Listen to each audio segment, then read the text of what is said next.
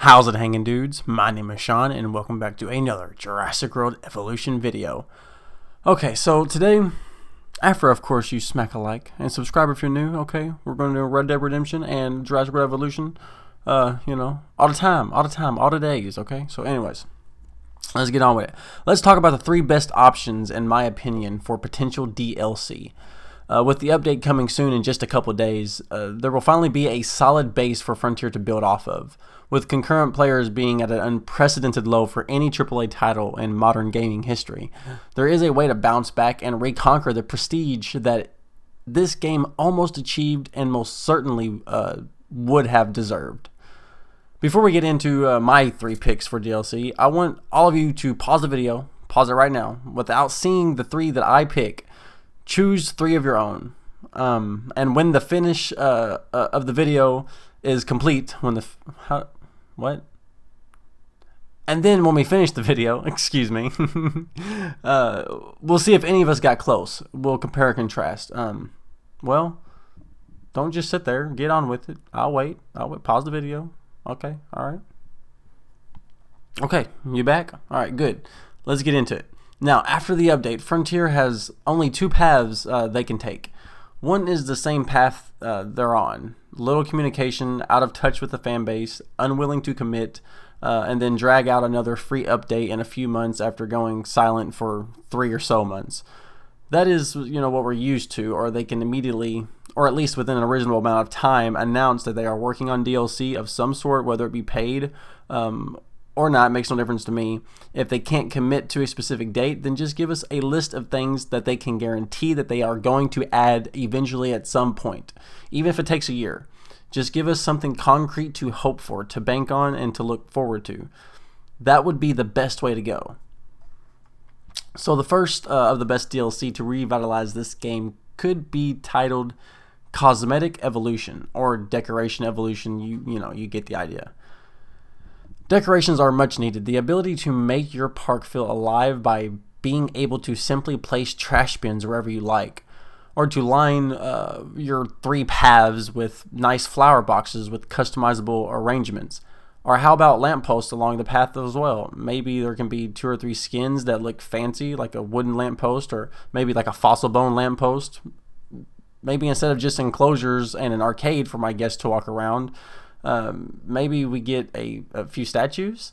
I'd love to see, I'd love to be able to maybe plop down a huge statue of John Hammond in the middle of a plaza and watch my guests just see him. And maybe there's a restaurant and a gift shop there too. And it's just a little bitty small area all by itself that doesn't even have a dinosaur around it.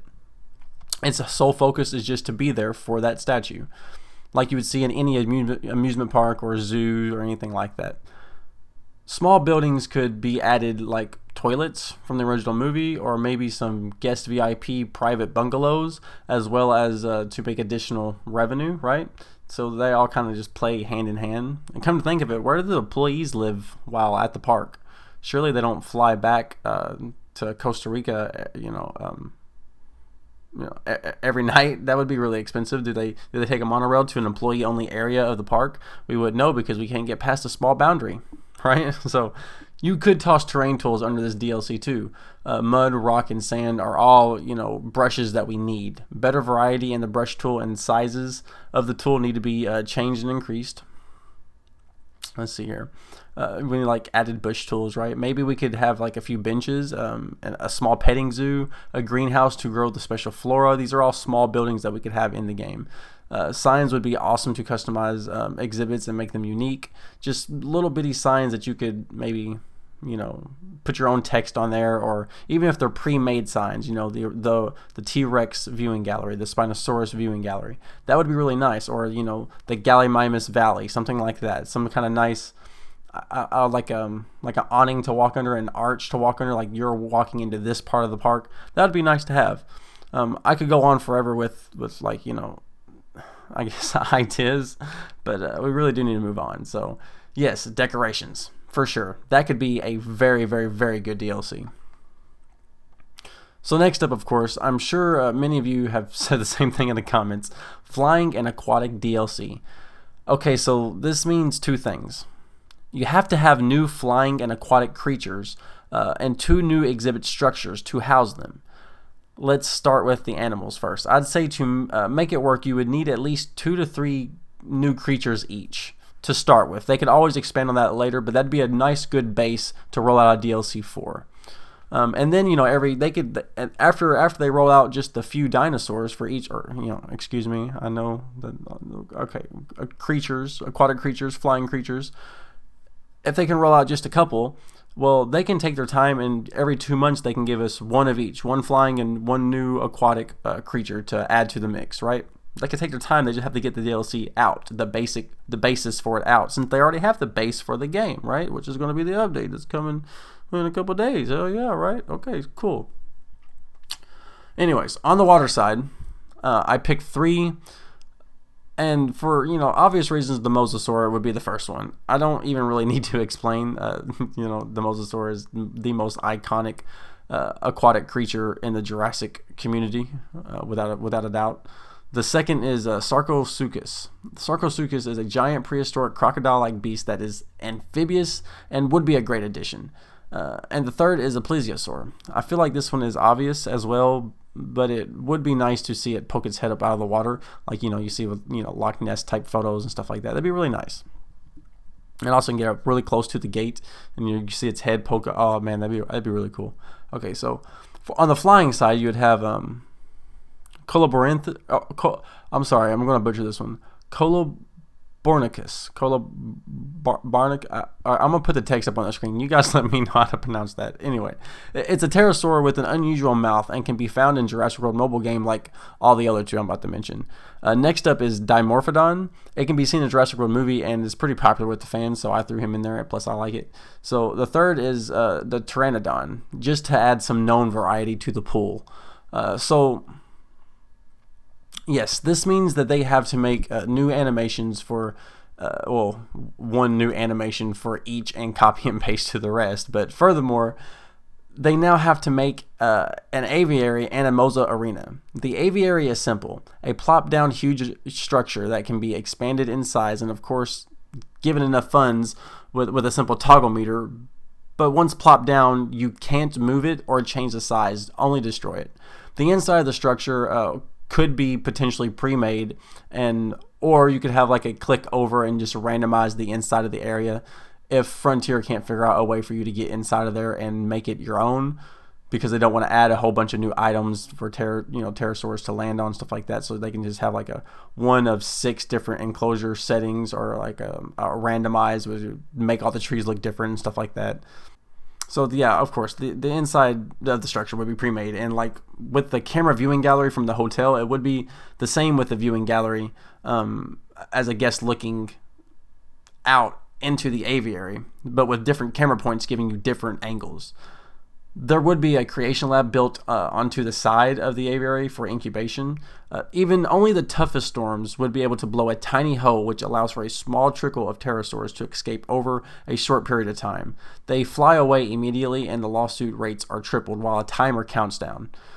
The expedition team now has a second option in its menu and a actual purpose beyond just a menu click and then wait. Since they fly all over the world, and they are also tasked with dig site excavations, and now pterosaur elimination or captures.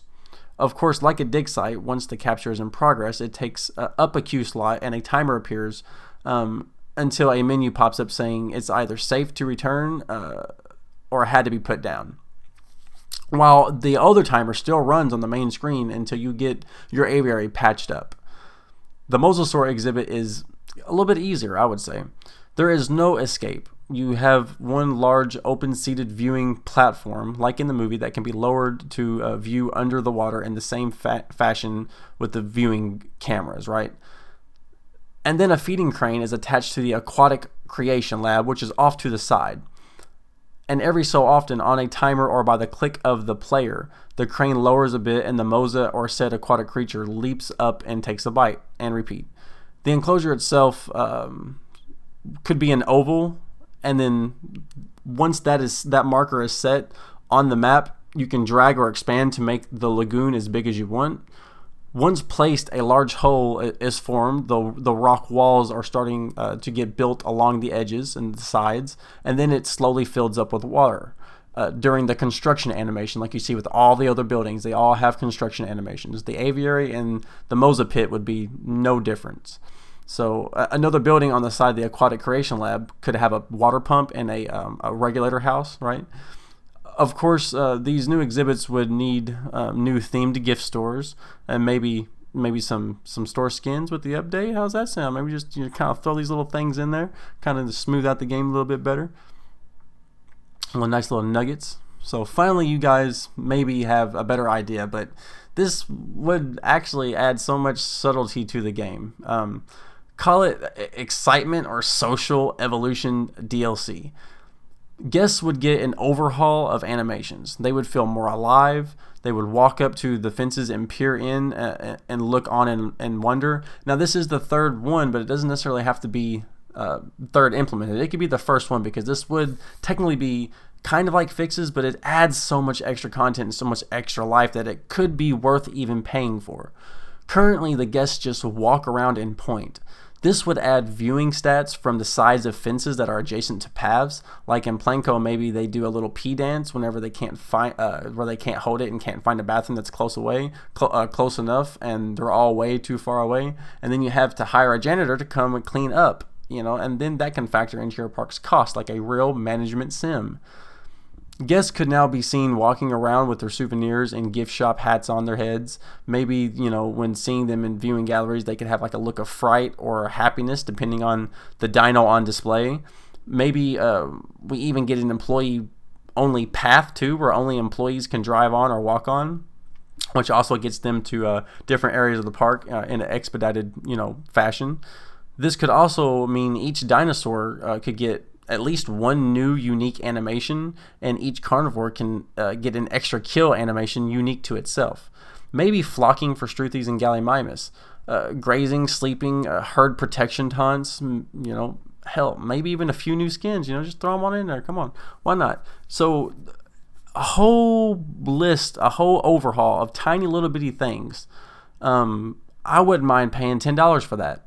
Now, the other two, the decoration DLC pack, if it's bulky enough, and then, of course, the aquatic and flying DLC pack, if they're one DLC pack together, I would not mind paying $20 a piece for those. If it's done right and there's enough there, not just a small shell of a DLC package, right? So what do you guys think? Did you pick the same ones as me? What do we need?